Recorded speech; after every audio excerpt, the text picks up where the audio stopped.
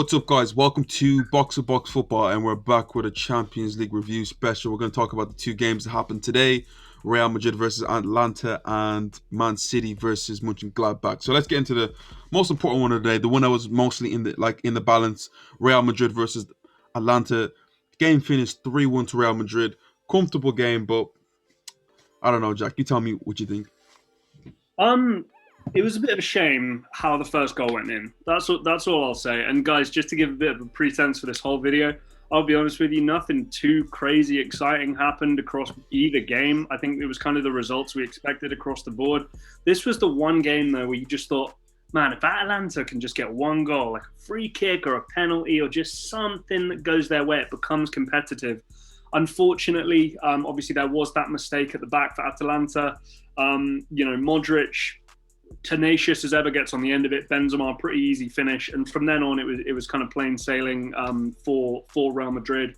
You got the Vinicius Junior. That is a great dribble. One of the best goals never scored type thing. There, I think that was amazing. Seeing Jed on Twitter, that was absolutely priceless. I love that because you get the sense that Real Madrid fans are just waiting for this Brazilian kid to start being Neymar, and then, he's just this close on so many different occasions. But yeah, Real Madrid largely dominant. I think in our preview of this game, we even talked about the fact that, Atalanta needed to be at 10 out of 10 their best to beat Real Madrid, who could have probably shown up at 6 or 7 out of 10 their best and still won the tie. So fair play to Real Madrid. Easy draw for them, generally speaking, and pretty comfortable.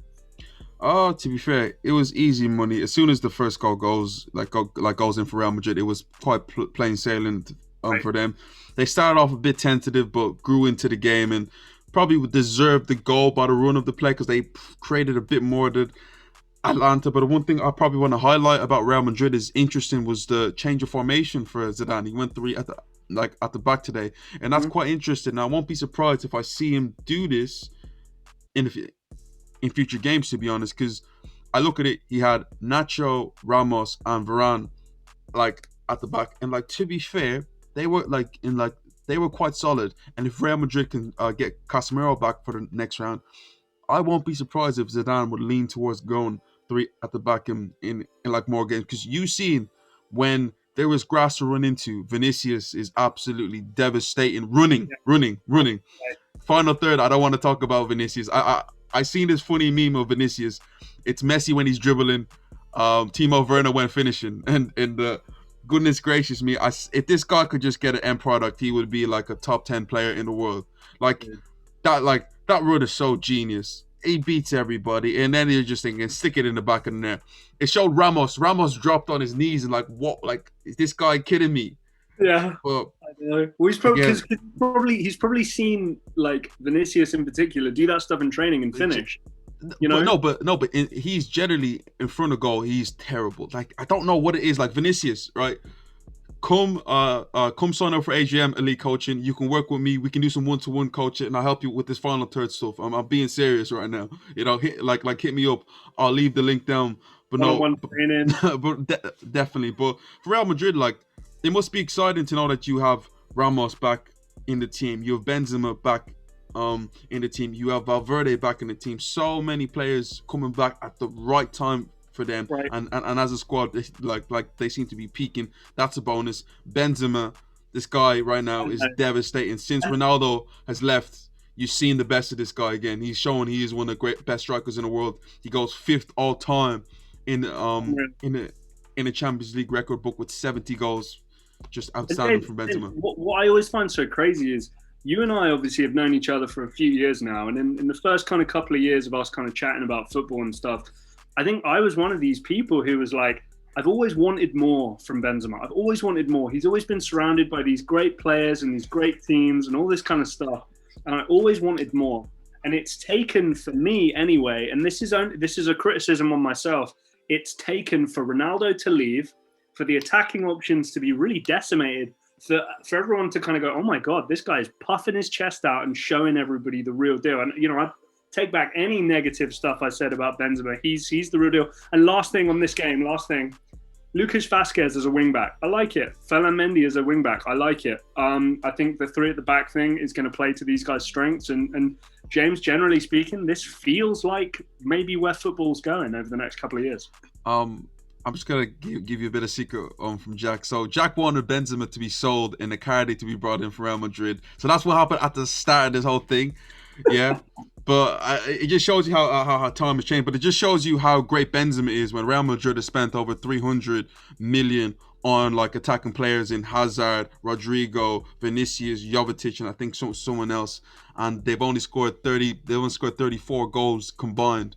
You know, while like Ronaldo is scored nearly 100 goals for like Juventus in that time. But Benzema has been brilliant.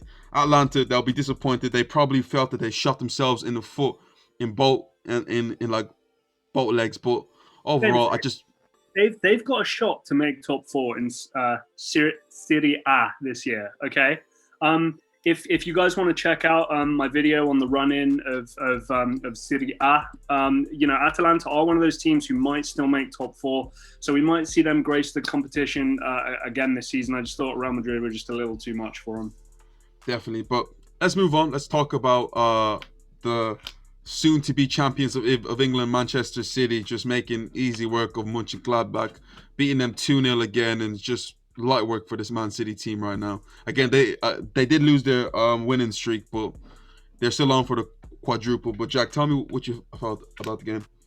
The one thing I think that we can always say about Manchester City is, when the big moment comes up in the Champions League, they're going to mess it up somehow. They're going to flop. They're going to do something.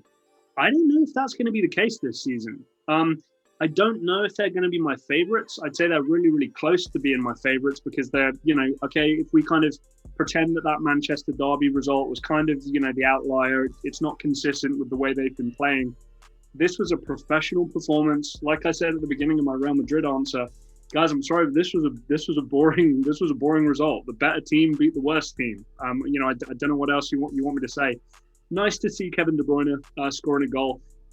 He's always great, even if he isn't getting goals and assists. I know people love talking about goals and assists, hell, I do. But it is nice to see him get a goal. It is nice to see him, try and reassert himself a little bit more as I think the player that we know, best player in the Premier League. I think that you and I would both say, especially on his day.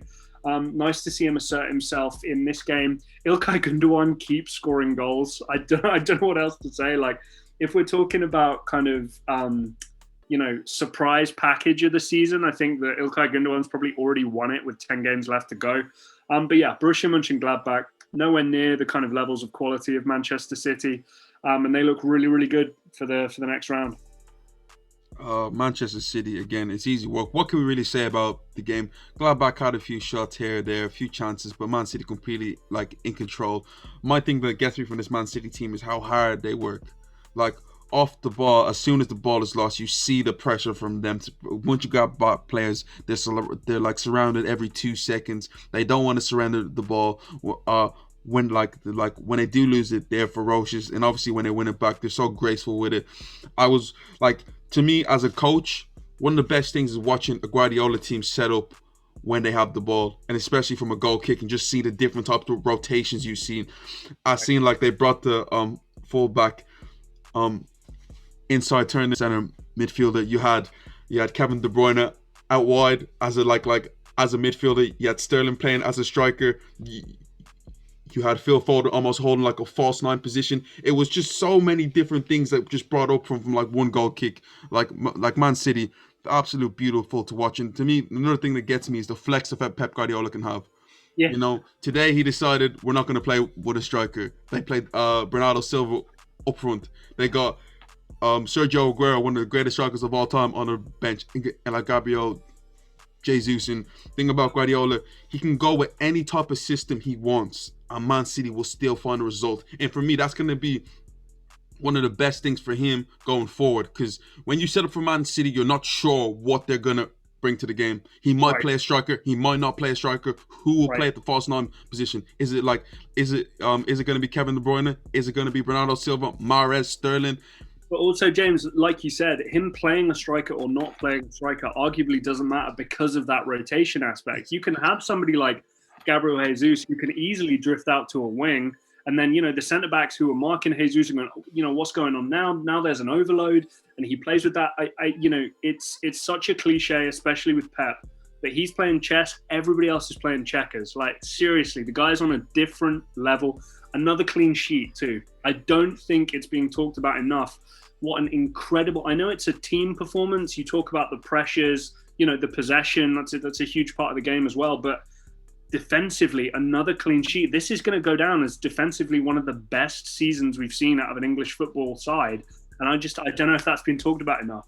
And to me, the scariest thing is how much the goals are being shared around. Right. They have goals from everywhere, and not just like from the attacking players, but also from defenders. The only one who's not really contributing with goals is the goalkeeper and maybe Kyle Walker. Everyone has a goal in them. Generally, when like you're betting for a team who's like who's gonna score. For Real Madrid, it's gonna be Benzema. Liverpool, you'll say Mo Salah. Man City, it could be anyone on any given day. It could be Gundogan. It could be Sterling. It could be Rodri. It could be John Stones. Like, the way this team is just built right now.